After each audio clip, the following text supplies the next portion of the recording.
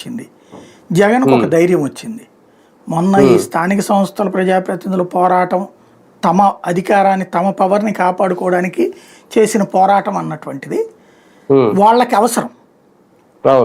ఆ అవసరంలో సక్సెస్ఫుల్గా నిలబడినటువంటిది ఎమ్మెల్యే క్యాండిడేట్లు, ఎమ్మెల్యేలు, మాజీ ప్లస్ ప్రజెంట్.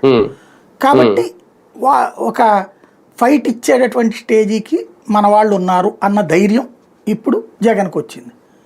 ఈ కార్యకర్తలు అంటారా, మీరు ఇంకా సాటిస్ఫై చేయాల్సింది చాలా ఉంది. కార్యకర్తల్ని కలవాలి ఆయన, ఇంకా చాలా వరకు కలవట్లేదు ఆయన.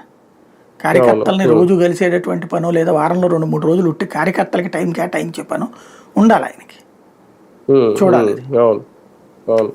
కానీ వచ్చే ఏడాది సార్ ఒకవేళ నిజంగా స్థానిక సంస్థల ఎన్నికలు జరిగితే ఇదే ఎఫెక్ట్ ఇదే ప్రతిఫలం ఉంటుందని అనుకోవచ్చా వైసీపీకి? ఉండదు, ఇంత ఉండదు. కాకపోతే ఇదేంటి, ఈ ప్రజల చేత కాదు కదా, ప్రజల చేత ఎన్నికైన ప్రజాప్రతినిధులు. కాకపోతే ఇప్పుడు క్రిందటిసారి తెలుగుదేశం పార్టీ బాయ్కాట్ చేసింది ఎంపీటీసీ, జెడ్పీటీసీ. కానీ 20% ఎంపీటీసీలు గెలుచుకుంది టీడీపీ. టీడీపీ జనసేన కలిపి 20% గెలుచుకున్నాయి బాయ్కాట్ చేసి కూడా. అదే సందర్భంలో జెడ్పీటీసీల్లో 10% ఏమో గెలుచుకున్నారు వీళ్ళు, ఏది బాయ్కాట్ చేసి కూడా. అదే సందర్భంలో సర్పంచ్లు 20% గెలిచారు. మున్సిపల్ కార్పొరేషన్లు, మున్సిపాలిటీల్లో ఒక 20